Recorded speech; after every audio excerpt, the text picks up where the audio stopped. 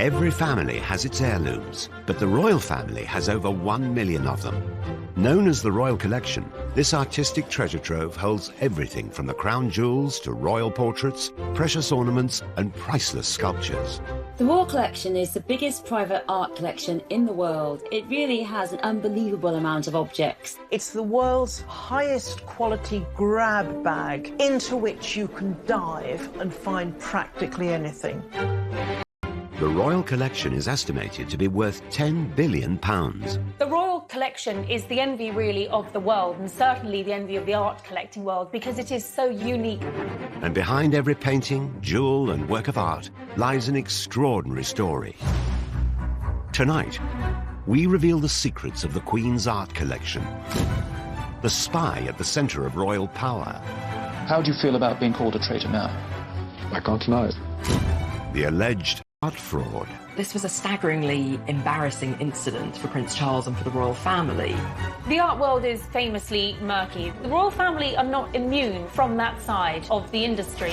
The suspected jewel heist. This was one of the great jewellery heist mysteries of the 20th century. And the truth behind some of our most celebrated national events. It actually snapped on the morning of her wedding day.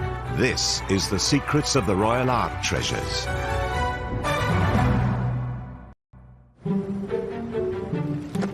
Behind palace doors, largely hidden from view, lies one of the royal family's most magnificent assets, the Royal Collection.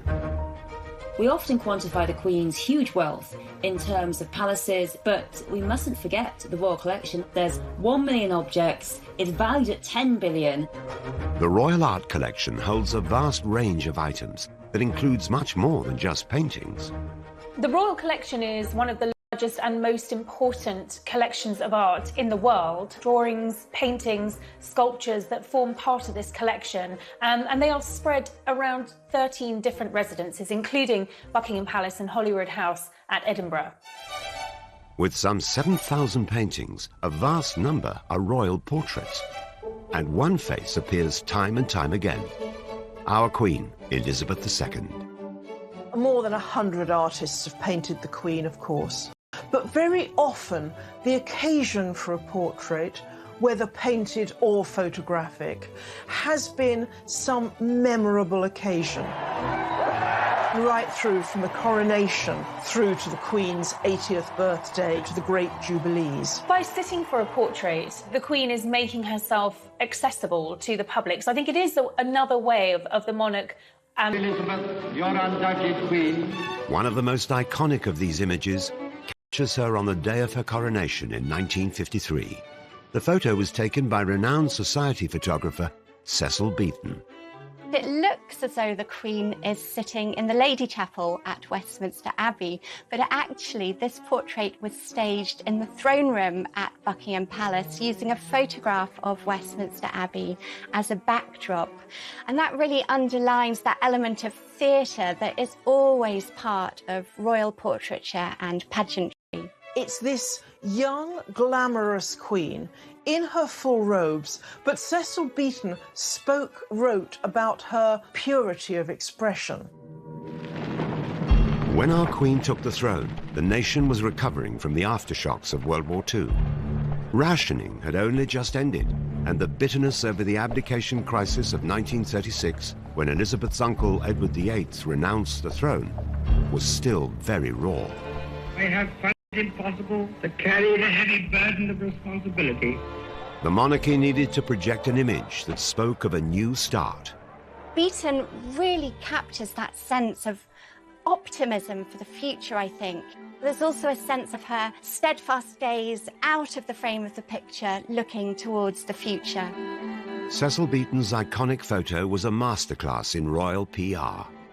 The monarchy's power and majesty is reinforced in every detail of the photo. Everything about the picture is symbolic. She's wearing the imperial state crown. In her left hand, she holds the orb, and in her right hand, the scepter with the cross. She's sitting so poised and alert right at the centre of the picture. And the way the robes fall around her, they create this very stable pyramid in the picture, suggesting perhaps the stability for the country of the arrival of this new monarch. An official special painting or photo of the Queen has been added to the royal collection at regular points throughout her reign. Each one is a chance to mark the progression of her time on the throne. In amongst the formal portraits have been some surprising works. In 2012, the Queen bought 4 Andy Warhol prints of her own image for the royal collection. Well, the image of the Queen is probably one of the most powerful and instantly recognisable images in society. I mean, she is immediately familiar. Warhol's arrival at his London gallery is like a royal progress. Andy Warhol was a founding father of the pop art movement. He took images of the world's most famous faces and reproduced them over and over, as if they were more mass-produced commodities than worked century. Andy Warhol, he was the man who invented the saying, "We all have 15 minutes of fame." In the Queen's case, it's an awful lot more. I think what he's trying to convey here is what happens when you repeat an image so many times, that the way the public engages with these famous figures is more with the trace of the person or the idea of what they represent rather than the real person underneath. Although it's not known how much the Queen paid for this item, other Andy Warhol prints of iconic celebrities have auctioned for over $80 million. While the Warhol portrait cemented the Queen's status as an icon, other portraits in the royal collection have been noticeably less glamorous. In 2000, she agreed to be painted by controversial artist Lucian Freud. Many people complained that it made her look lined, lumpy. It really isn't a flattering portrait. At the time of this portrait, Lucian Freud was the biggest name in British art. His pictures would sell for nearly £20 million, and by the time he died in 2011, he had accumulated the largest estate of any British artist, £96 million. Although the most successful artist in Britain, his portrait of the Queen met with controversy. I think it's fair to say that the portrait provoked mixed reactions when it was first unveiled. I think the Sun newspaper said that Lucian Freud should be sent to the Tower for painting this picture. The Queen's portraits in the royal collection are surprising insights into her personality. With works by both Lucian Freud and Andy Warhol, she's marking herself out as more modern than she's often thought to be. I think it's very interesting that she wished to connect herself with this absolutely avant-garde, cutting-edge artist, and being very wily and astute at realising that these artists have a lot of pulling power, and if she is represented by them, she shows herself to be a modern woman in touch with cultural and artistic values of the day. By using portraits to communicate with her public, the Queen was continuing a tradition that goes back to Henry VIII. But it was not until Charles I started collecting art on a mass scale in the 17th century that the foundations of the royal collection were laid. The royal collection, as we know it, really kicked off with Charles I. He was like a little boy in a sweet shop. He began the royal collection on a staggeringly high level. Just as our own Queen has done throughout the 20th century, Charles I filled the royal collection with portraits, the perfect painter for his royal propaganda campaign, Dutch master Van Dyck. Charles appointed Anthony Van Dyck as his court painter in 1632 because he realised that Van Dyck had the skills and sophistication to be able to strengthen Charles I's public image and to promote his royal authority. Charles I's reign would come to a bloody end with defeat to parliamentary forces in the English Civil War and his public beheading. But in 1633, the increasingly unpopular king wanted to persuade his subjects of his divine right to rule. Realizing the power of his image, he commissioned Van Dyck to paint one of the most striking works in the history of royal portraiture. It shows him on horseback coming through an archway, and it's a splendid symbol of royal portraiture at its most magnificent. The king himself was actually a small man of 5'4". He looks like a giant on the back of his steed. The way he controls the horse almost is an emblem of his own ability to hold the reins of power, that he is the strong In the British nation, he has the nation in his control. Once completed, Charles I found an imposing place in which to hang his new portrait. It was deliberately placed at the end of a gallery in St James's Palace, so that if we were a courtier or a visitor coming in, would be confronted with what looked like the king on horseback coming towards us.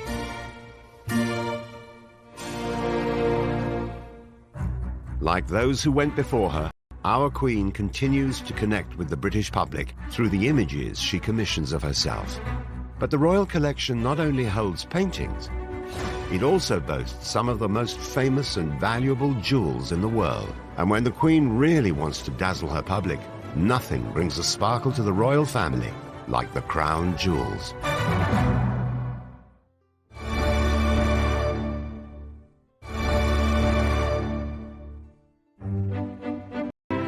The Queen's artistic treasures, known as the Royal Collection, form the largest private art collection in the world. Many of these some 1 million items are publicly displayed at Buckingham Palace and galleries around the country. Yet the collection's most iconic items are kept deep inside the Tower of London. It is here that the Queen's most cherished artifacts are guarded, the crown jewels. The crown jewels must surely be among the most dramatic, visible signs we have of our history. For almost a millennium, the Tower of London has been considered the safest place. Staggeringly valuable, staggeringly impressive collection. The crown jewels are the items used by the monarchy in sacred and historic ceremonies, most notably the coronation. The crown jewels really are the most powerful symbols of British monarchy.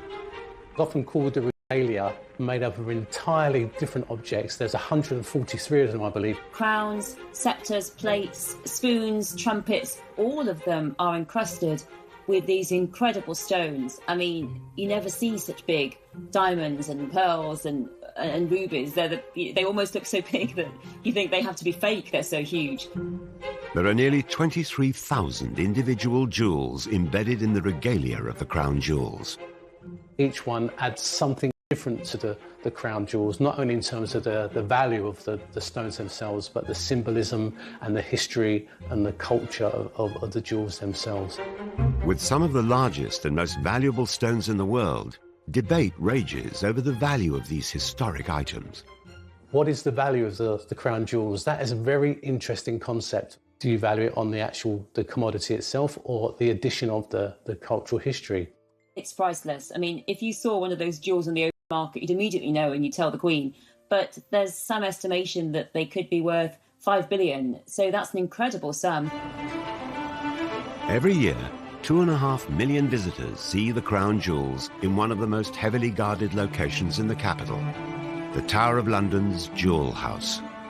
The chances of stealing these are very slim indeed. There is a round-the-clock protection operation that includes 22 guards, 100 security cameras, bomb-proof glass, which means you simply cannot get through to get those jewels.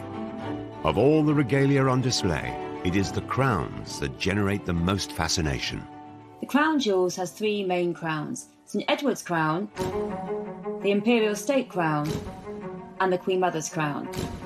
And the 2 that our Queen wears are St Edward's crown and the Imperial State crown. The last and grandest symbol of all is the crown of St Edward. The St Edward's crown was used to crown the Queen in the historic coronation ceremony of 1953.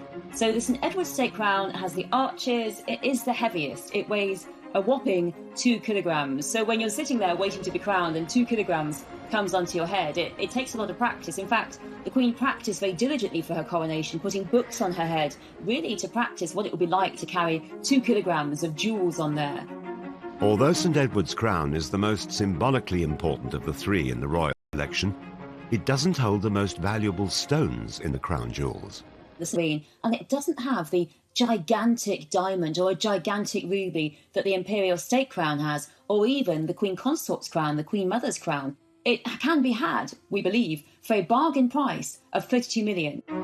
Once the Queen's coronation ceremony was completed in Westminster Abbey, St Edward's crown was exchanged for the lighter but more valuable Imperial State crown. The Queen now wearing the imperial state crown, leaves the chapel to the strains of the national anthem. Which is probably the most instantly recognisable crown. It is the one that the Queen wears every year for the state opening of Parliament. My lords, pray be seated. It has some 2,868 diamonds and weighs over a kilo. And the Queen has said that you actually can't look down while you're wearing that crown because it is so heavy to wear.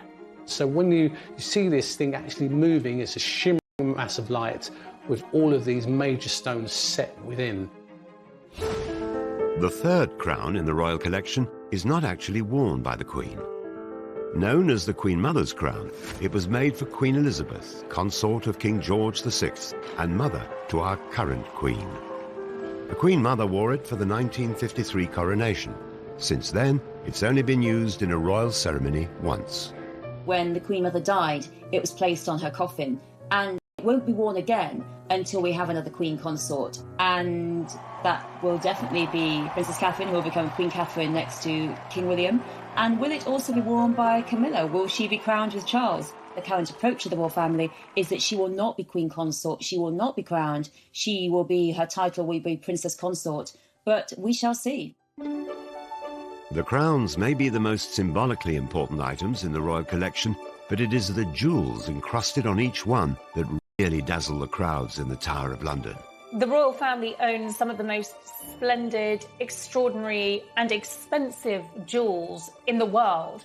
And those sparkling diamonds, one of which is worth £400 million on its own that sits in the sceptre, I think really represents the splendour and the glamour and the wealth of the royal family. Known as the Cullinan One, this stone is the largest clear-cut diamond in the world at 530 carats. The Cullinan One is a remarkable stone. It's almost flawless. It's a beautiful white, transparent stone, pear-shaped. The Cullinan One still remains the most supreme white diamond in the world. The Cullinan One was cut from a vast stone found in South Africa in 1905.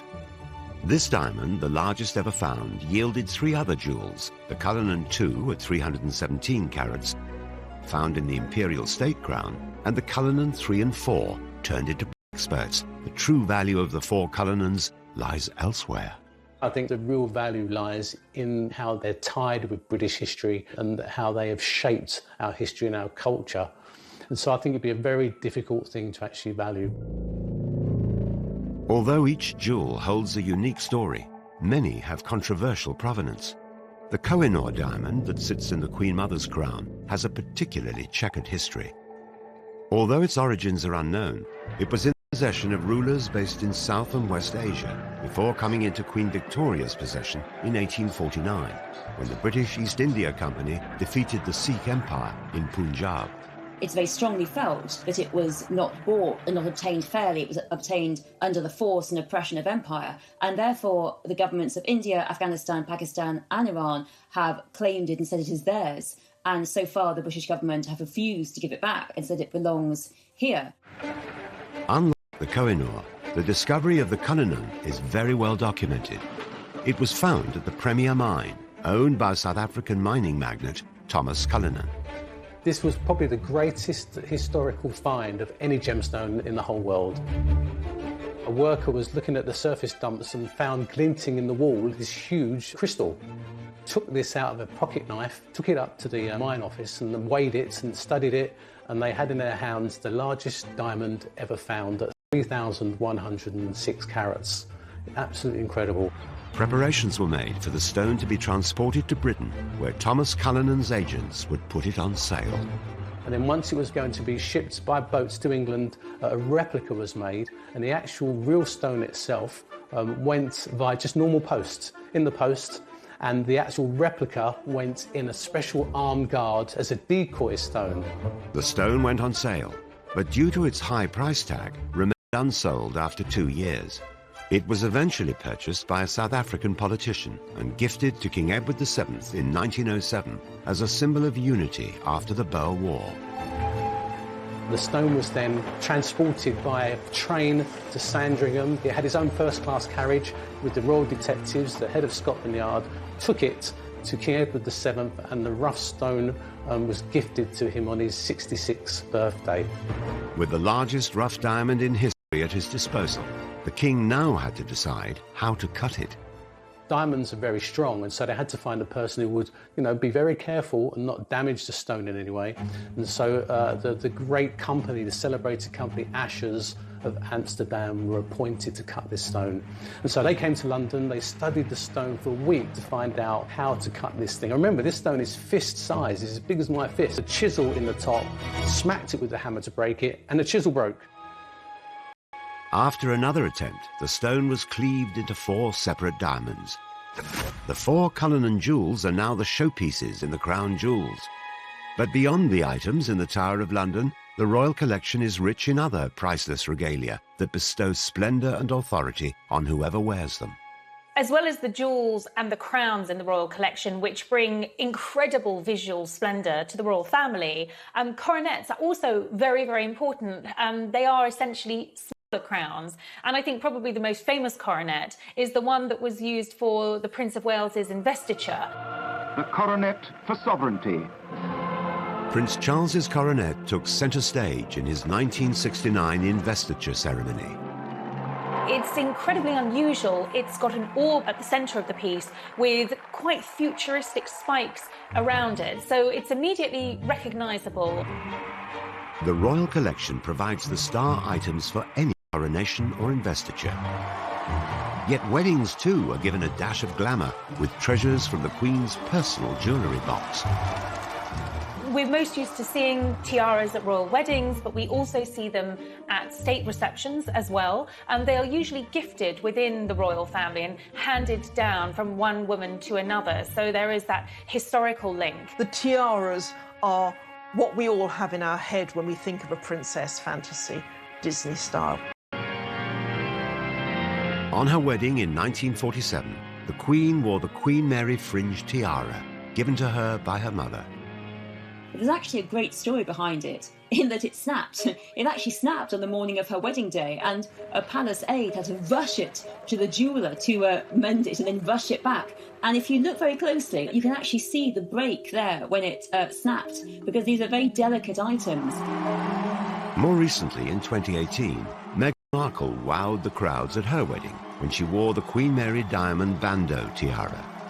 But it was reported later that the tiara generated controversy behind palace doors. Meghan had actually set her sights on another tiara from the royal collection, which wasn't deemed suitable because it allegedly had stones from Russia, which wouldn't have been suitable for a royal wedding. It has been speculated that Meghan's first choice was the Vladimir tiara, an item thought to have joined the royal collection after the Russian Revolution in 1917. Encrusted with emeralds, rather than the more common diamonds, it could have been an unusual choice for a wedding tiara. So she was strongly urged to go for her second choice, and she did look beautiful in it on her wedding day, but the story is that there were tears and tantrums behind the scenes because Meghan didn't get the tiara. To me, of royal glamour and historic symbolism. But the extraordinary riches held by our monarchy are not only used to dazzle the public, because when Great Britain really wants to impress a visiting dignitary, there is nothing more thrilling than the treasures of the royal collection.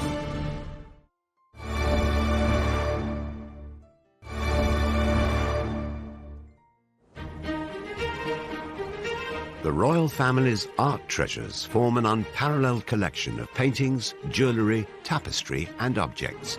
And these treasures serve a purpose when the Queen holds a state visit. The Queen normally hosts about 2 state visits every year. A president or a king or a queen comes from a different country, and a very central moment of this is when the Queen takes the head of state on a personal tour of the royal collections, and they will see the treasures, and they very often are shown various items that refer to their country. The director of the royal collection will draw up a list in conjunction with the librarian who's based at Windsor Castle, and they will then draw up a list, pass it on to the Queen, discuss with the Queen, because obviously you don't want a vast array of items, but enough to whet the appetite of the visitor, just to give them an idea of what the royal collection has and what it's all about. When the Obamas came to visit, they were shown a first edition of the book, Birds of America, which I think the value on the open market was something like £11 million. They were shown a first edition of Harriet Beecher Stowe's Uncle Tom Cabin. signed by the author, which, you know, has particular relevance for the first black president. And the Queen, apparently, she herself is very up on the artifacts around the paintings at Windsor. She, after dinner, will often take visitors on a tour, telling them exactly what they're looking at. A state visitor is not only shown the treasures of the collection, but they'll also get wheat from one of its finest items. A state banquet is a glittering occasion, and a lot of that is due to the incredible dinner service. And this is George IV's dinner service. It's silver and gilt, and it's just gigantic. 4,000 items. Took 25 years to assemble. And when the full banqueting table is unleashed, it can seat 160 guests. It's not a dinner service as you might imagine. The items don't all match, but there are masses of them. There's candelabra to act as centerpieces on the table. There's the cutlery and the silver gilt plate. It takes 3 days to lay the table. Even its own set of butter molds, and is the legacy of George IV in the 19th century. George IV was a great spendthrift. He didn't care whose money it was as long as it wasn't his. The government were concerned that there was no heir, and they felt that he should get married and produce an heir. And he kind of blackmailed the government because he was in such debt. He said, OK, I'll get married, but you've got to pay my debts first. So the government paid his debts. He got married. He didn't like his wife, and he went back on a spending spree again. And a lot of what we see in the Royal Collection today is as a result of George IV's spending spree. A state dinner takes 4 months to prepare and is ultimately overseen by the Queen. The state visit is very important to the United Kingdom because it's about relations, it's political relations, diplomatic relations, and hopefully trade relations. And the Queen really does put on a tremendous show. And because she puts on a tremendous show, because there she is, she's head of state of the UK, and she will go and inspect it a couple of hours before the dinner actually takes place. If something is out of place, she'll say it's out of place, and she has a very keen eye for perfection. And after dinner, the Queen has also been known to give her guests a guided tour of some of the old masters that hang in the palaces. The Queen knows more about every item than any tour guide. But I don't know if we really have the feeling that she has a huge personal interest in art, except perhaps as it shows horses. What sort of art does the Queen like? Well, I suppose first coming to mind are horses. Yes, she loves horses, she loves dogs, she likes people as well, not necessarily in that order.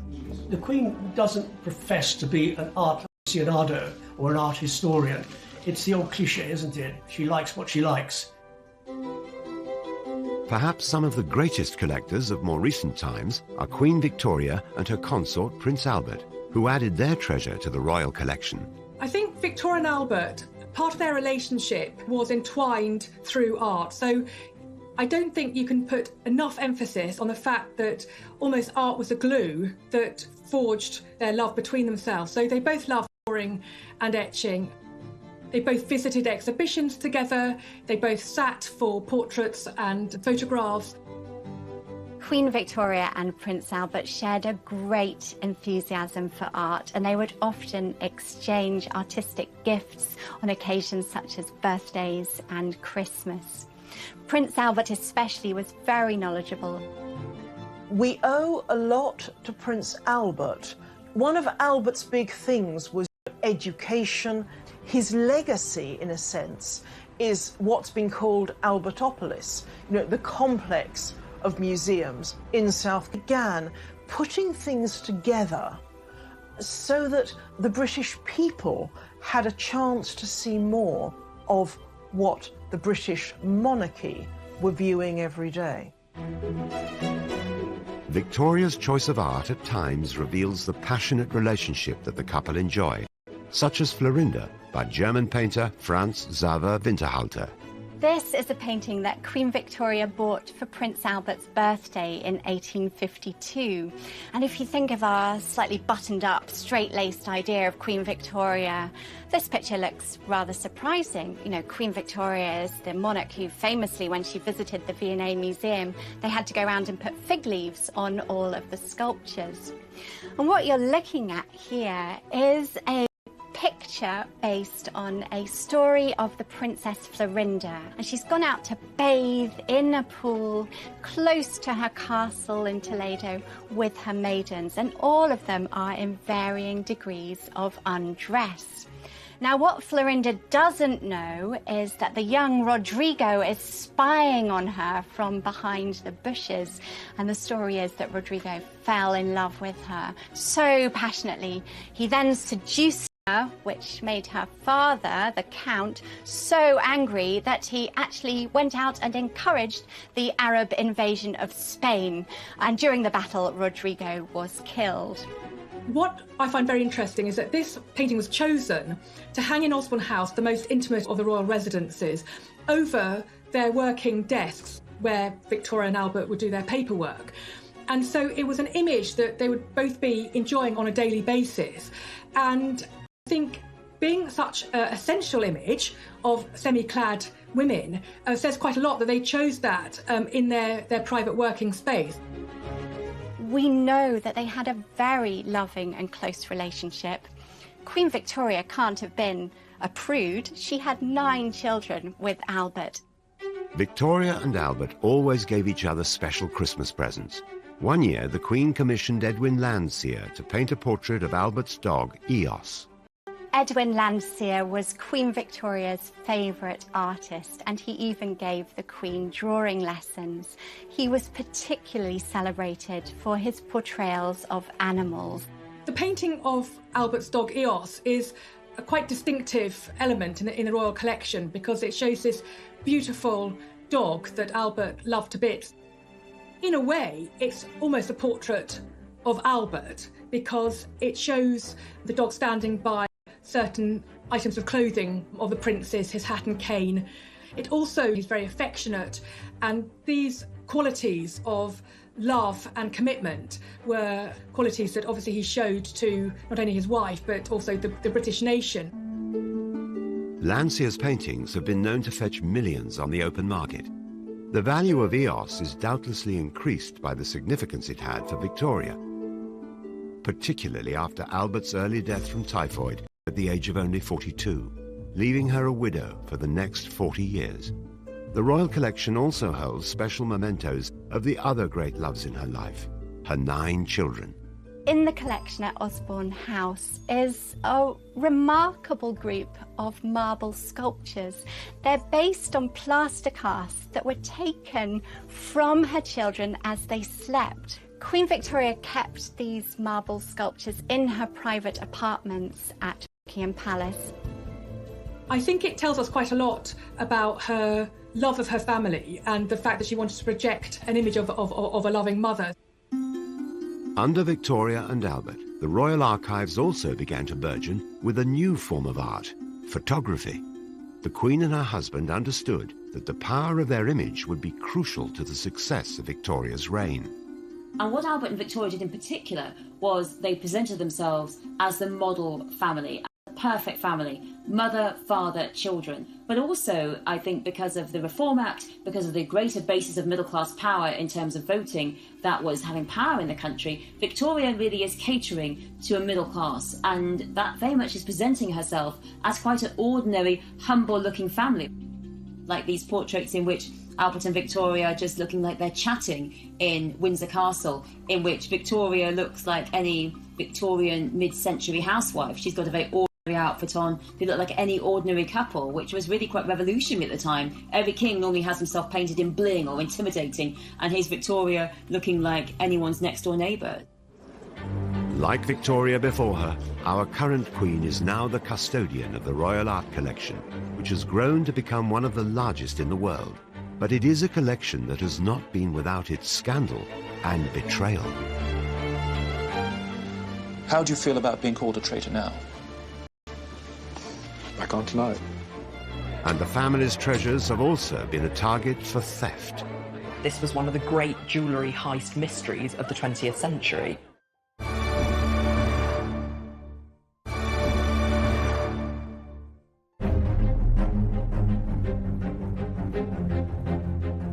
The Royal Collection is one of the largest art collections in the world, made up of an estimated 1 million objects. dealers, curators, and historians. Well, the Royal Collection is vast. It is colossal. You can spend a week describing the Royal Collection. That is how vast it is. But the art world is notorious for scandal, and the Royal Collection is no exception. The art world is famously murky, and the royal family are not immune from that side of the industry. Most recently, Prince Charles came very close to having his fingers burnt when he agreed to take on 17 paintings from billionaire James Stunt, who was the ex-husband of Petra Ecclestone, and he had offered these paintings to the Prince of Wales. They ranged from Picassos to Dalis, and the Prince of Wales loved them, thought they were fantastic, wrote to James Stunt thanking him for the very kind loan, and actually hung these paintings at Dumfries' house. The paintings were estimated to be worth over £200 million, but their real value turned out to be rather less. The problem was that it turned out that 4 of the 17 paintings were actually fakes. There was a Picasso, in quotes, a Picasso, a Chagall, a Dali, and a Monet water lily painting, which were clearly fakes. So this was a staggeringly embarrassing incident for Prince Charles and for the royal family. The story broke and was even more embarrassing when it was announced that a very famous art forger in America, a man called Tony Tetreault, who still makes copies of paintings today, admitted that he had made these pictures at his kitchen table in California. James Stunt has since denied any wrongdoing and told the media that all his art is genuine. The controversy led Prince Charles to immediately remove all the artwork from Dumfries' house. It's not unusual at all for works to be loaned all over the world, often on long term for many, many years. But I think when you insure 4 paintings like these, you've really got to know that you're dealing with the real thing, and that the person who they've been loaned from is a reliable and safe pair of hands, a serious collector. Charles's brush with illegitimate art wasn't the first time that the royal family or their collection of treasures had been dragged into a scandal. Over 80 years ago, Edward VIII was believed to have taken jewels from the royal collection as a gift for his lover, Wallis Simpson. She was a woman who loved jewels. She had wonderful taste in jewels. She had this amazing collection that was worth millions and millions, absolutely incredible collection. I suppose Edward thought it was fine to give jewels to woo Wallis because she'd be the queen, but as it turned out, she wasn't the queen, and... 46, the controversial former monarch returned to the UK with his wife for the first time since his infamous abdication. But in mysterious circumstances, all of Wallis Simpson's jewellery, including the jewels from the royal collection, disappeared. They went out for the evening to the theatre, and Wallis Simpson was specifically asked beforehand would she like to pack away her jewels in a strong box, and she said no, it's fine, they're fine as they are. But lo and behold, when they came back that evening, they found that a small box of jewels had been stolen. But the mystery deepened immediately because there was a string of pearls belonging to Queen Alexandra that was found on a local golf course. And immediately there were conspiracy theories all over the place. It really all seemed a bit suspicious. Was it someone in the royal collections trying to steal the jewellery back? Or was it Edward himself trying to do some kind of insurance job? If you're going to steal all that kind of jewellery, you would expect it to be immediately broken down, sold off, not end up in a golf course somewhere. Despite an arrest for the theft being made in 1947, millions of pounds worth of Wallis Simpson's jewellery was never found. This was one of the great jewellery heist mysteries of the 20th century. But the biggest scandal to hit the royal collection wouldn't be fake art or a mysterious disappearance. It would turn out to be the man in charge of the entire collection. After the Second World War had ended, the Queen's father, King George VI, employed art historian Anthony Blunt as surveyor of pictures and in charge of the royal collection. Anthony Blunt does fit in to a long line of royal servants, but those who have been particularly associated with art. He was a great art lover and he really was devoted to the art collection. After Elizabeth succeeded her father to the throne, Anthony Blunt continued in his role, curating and maintaining all of the Queen's art. And in 1956, he was rewarded with a knighthood. He was a very effective and very talented member of staff. What is historically the most interesting? Well, I suppose, really, the three heads of Charles I, which was executed for Charles I and was to be sent to Rome. Whilst the art Anthony Blunt collected was authentic, his own identity turned out to be illegitimate. What the general public didn't know is that Anthony Blunt had been one of the Cambridge spies during World War II. He was involved in very serious spying, and yet it simply wasn't known. In 19 Spy, alongside Donald Maclean, Guy Burgess and Kim Philby, together they were considered among the biggest traitors in British history. 3 of the spies had already defected to the Soviet Union after their cover was blown. But Blunt managed to keep his identity a secret, even from the British monarchy. Man never had any access to any official secrets or any documents. All that he had access to was in the Royal Collection. But he was seen as a threat at the time of his exposure. In return for a full confession, Anthony Blunt was granted immunity by MI5, and his espionage was kept secret from the public. He continued to work for the Queen as her surveyor of pictures until his retirement 10 years later. Amazingly, after this discovery, of which the Queen was told about, Anthony Blunt was allowed to continue working at Buckingham Palace and continued his relationship with the Queen, all the while knowing, both him and her, that it had been discovered that he was in fact a spy. Many spies were executed after the war, but Blunt certainly got away with it. The shocking secret remained under wraps until 1979, when Anthony Blunt was exposed by Margaret Thatcher in the House of Commons after she evoked her parliamentary privilege to reveal his true identity. Parliamentary privilege means that a MP can say something in Parliament without being sued. Mrs. Thatcher actually said it, that Anthony Blunt had been a spy against the British interest, and therefore it was really strongly felt that he simply shouldn't have a knighthood. How are you feeling just a moment? Just turn around. John Cairncross would later be uncovered as the 5th and final member of the spy ring. But the discovery of Anthony Blunt, who had worked for over 20 years alongside the Queen, remains the most shocking. After 1964, you were still working with and for the royal family. How did you reconcile that with the fact that you are a traitor? I felt that I'd been given a job to do, and I felt I could go on doing it for the Royal Collection. When you made your confession, did the Queen know? Well, this is a question again which I would rather not discuss, because my information is, so to speak, if not second-hand, it's rather vague. He lost his knighthood, and he lost his job, and he died a lonely, broken old man. How do you feel about being called a traitor now? I can't deny it. Away from scandal and upset, the Royal Collection remains as popular and fascinating as it did hundreds of years ago. But which of the million pieces of art is the most valuable? How many more of the collection's treasures are still waiting to be found? There's every possibility that there may be other hidden masterpieces in that collection waiting to be rediscovered.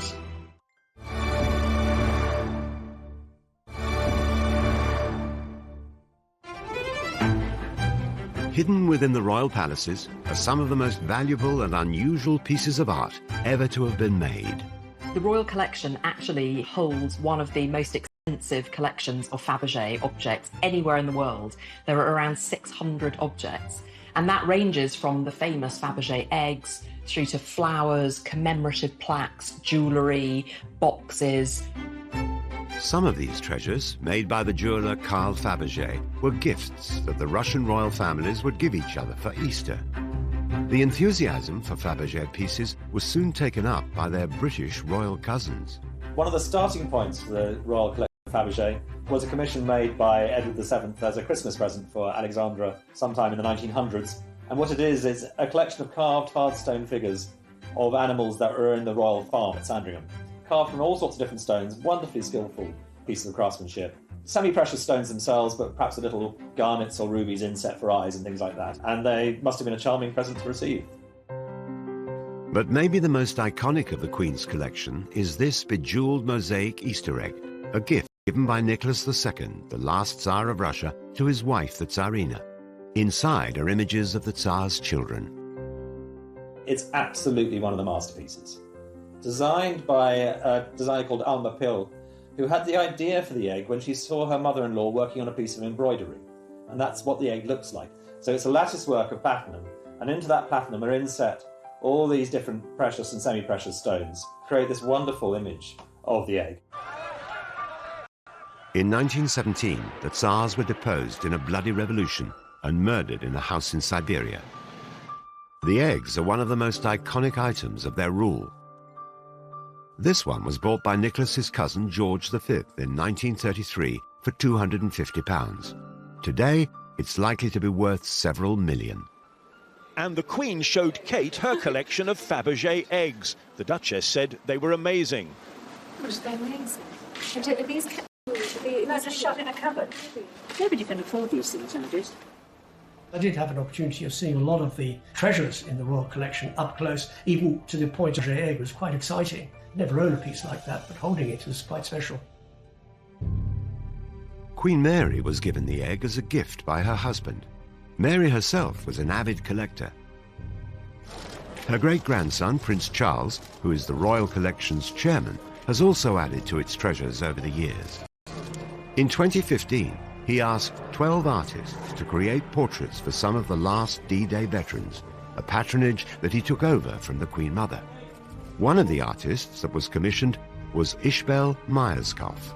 So we were asked to do a painted sketch of our subjects, not finished, which is quite an odd commission to be given. So it wasn't a drawing and it wasn't a finished painting. It was a really unusual request. I think it was very clever because we weren't going to have long sittings with these men. Ishbel was invited to paint Raymond Titch Rayner, a member of the parachute regiment who'd fought at D-Day. He got shot and then travelled the 7 miles through the water to meet up with the rest of his battalion. He was an amazing man, actually. He was incredibly energetic and loved to tell me all about it. He never slumped. He kept telling me that this was a very important job and I had to do it very well because Prince Charles had asked me to do it. All the D-Day vets met at the Queen's Gallery to see their portraits unveiled for the first time. But sadly, Titch died before the exhibition opened and never saw Ishbel's work of him. Prince Charles spoke to me. He really liked the painting, and so we talked a lot about that. And we talked a lot about Titch and how sad it was that he wasn't there and the amazing things that he did. Ishbel's work is now a part of the illustrious Royal Collection. It's very exciting to be part of the Royal Collection. I grew up with my father telling me about the Holbein drawings and all the fantastic things that were in the collection. And if he were alive, he'd be very excited to think that I had work in it. And I think it's very important that new work is commissioned, especially work like this, which it commemorates how the ordinary man can do something extraordinary. Titch's portrait has now joined over 7,000 paintings in the collection, which includes priceless Canalettos and one of the largest archives of Da Vinci drawings in the world. The collection is so huge that sometimes there are treasures buried within it which have remained hidden for centuries. For over 300 years, this image of the calling of Saints Peter and Andrew lay in a storeroom at Hampton Court Palace, until an Italian expert had a hunch that it might be the work of one of the world's most celebrated painters, Caravaggio. He was most famous for very dramatic theatrical effects of light, but also he was renowned because he used regular people who he met in the street in Rome for his sitters, and that was seen as completely irreligious and revolutionary. You know, here were saints and apostles and images of Jesus and the Madonna, but they were actually regular men and women just picked off the street with their rough, interesting, asymmetric faces. So that was seen as incredibly daring. The art conservation team decided to discover if the hunch was right. Could the Queen's picture be a lost Caravaggio? Conservators peeled off layers of dirt and dust. They corrected things that had been badly restored in the past. And in doing so, at the end of 2006, there was this amazing announcement. This actually is the real lost Caravaggio. And there are a number of ways that they could tell that this was the real painting, connected to Caravaggio's very specific technique. So, for example, he didn't do underdrawings on his paintings. Instead, he scored lines into the first layer of wet paint, usually using the handle of a brush. And then he painted directly on top of that. And they found that technique as they did the X-rays and they did the conservation work on this painting. This work is now one of the most treasured in the Queen's collection, with some estimates valuing the painting at £50 million. And I think it's extraordinary to think that such an unrecognised masterpiece could have been sitting in the royal collections. But of course the collection is vast. It has over 1 million objects, which includes, in the painting collection alone, over 7,000 paintings. So there's every possibility that there may be other hidden masterpieces in that collection waiting to be rediscovered. The Royal Art Collection continues to grow and is seen by millions of people each year. But how much of it was lost when tragedy struck in 1992? I had a phone call from a radio station in Berkshire saying, "Can you tell me about the fire?" And I was quite surprised. I said, "What fire?" I said, "Oh, there's a fire at Windsor Castle." The Queen was extremely upset. And who really? The national heritage that we have this collection, that we are lucky to have this collection and lucky that we are able to show this collection to millions of people every year. But much of the art remains private and for royal eyes only. So who really owns this magnificent collection? We've got to make very clear that the Queen does not own the royal collection. She is its custodian. She owns it as Queen, as sovereign, but she doesn't own it personally. These are all silk ties from Shane Conley. Yes. It is the nation's collection of art. She is the caretaker, if you want, of the collection. She holds it in trust for the nation. Today, the Royal Collection can be visited at several residences across the UK. But at the start of Queen Elizabeth's reign, the Royal Collection was completely private, despite the British taxpayer funding its upkeep. There was a feeling about the Royal Collection was, well, we're paying for it, why is it all behind closed doors?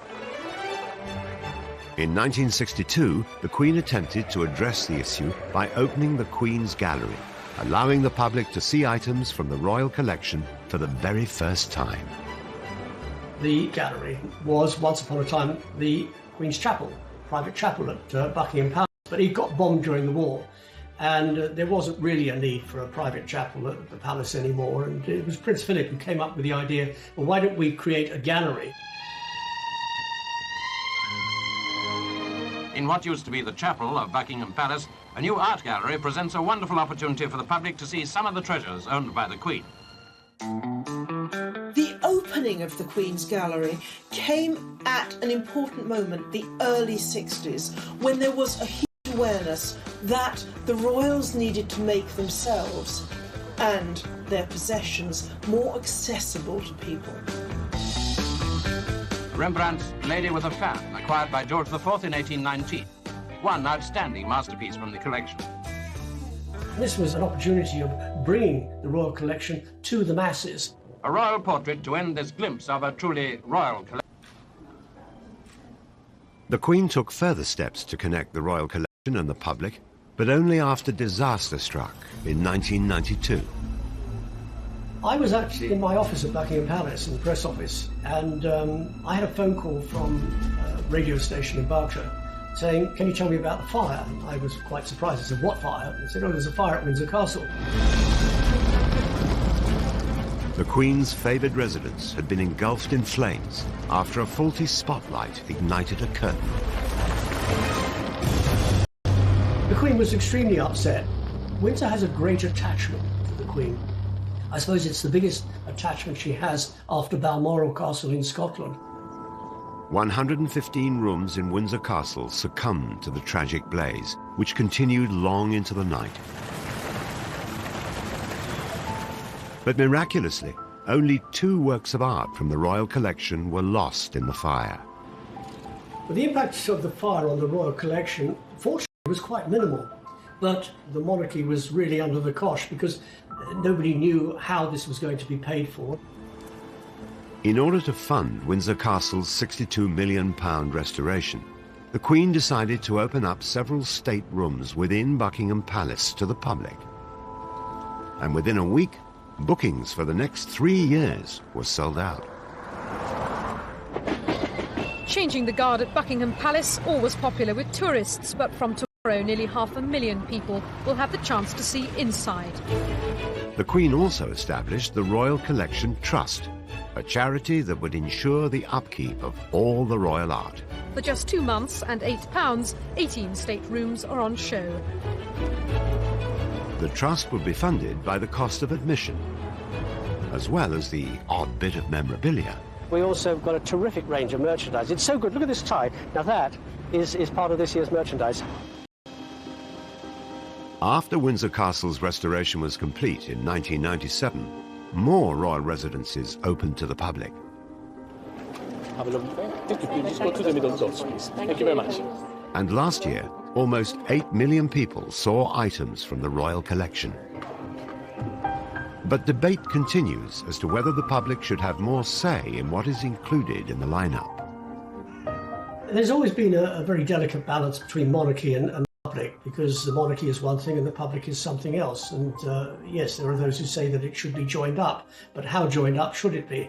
The Queen has the final say in terms of what is curated for the royal collection, what goes on display, and where, of course, these priceless pieces of art are displayed.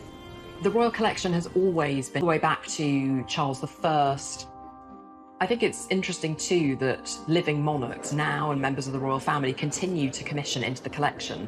Prince Charles particularly, who's always had a great love of art and architecture, has commissioned a number of works. Can they inhabit these portraits? It's brilliant. And I think that really reiterates the point that the royal collection is a living, breathing collection. It continues to grow and flourish today. But with an already slimmed-down monarchy and an eventual changing of the guard, what does the future hold for the royal collection? I'm not sure that any modern royals are collectors in quite the way that some of their predecessors have been. Prince William started out studying art history, but art history is one field.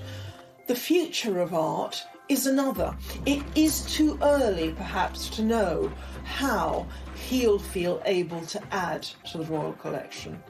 Perhaps the Duchess's interest in photography gives some clue as to a way ahead.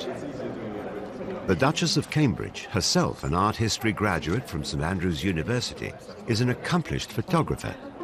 The first time that the world saw Princess Charlotte up close with her brother Prince George was when her mother released these photos. The shots, I think, by a photographer could be quite formal, and she wants to have much more sort of action shots, much more intimate shots, and really I think that's very much her way of giving out this vision of the family, vision of her family, which it is one of happy lives of the children, and they are living a comparatively ordinary life. At the end of the day, they're being photographed by their mother, and that really comes across in the pictures, which are very candid, very natural, and very beautiful. Could Kate's passions and values be key to the future of the Royal Art Collection? Kate has used her royal position to really put the spotlight on art and photography. She's the patron of the National Portrait Gallery, and quite recently she's launched an exhibition called Hold Still, and she has asked members of the public to submit photographs capturing their private lockdown moments. And you know, in doing that, she's really using that spotlight that she has got to put it onto an issue that she cares about, something that she feels is important. The art world, the whole concept of where art lies, is changing immensely. So who knows what the future of the Royal Collection will be.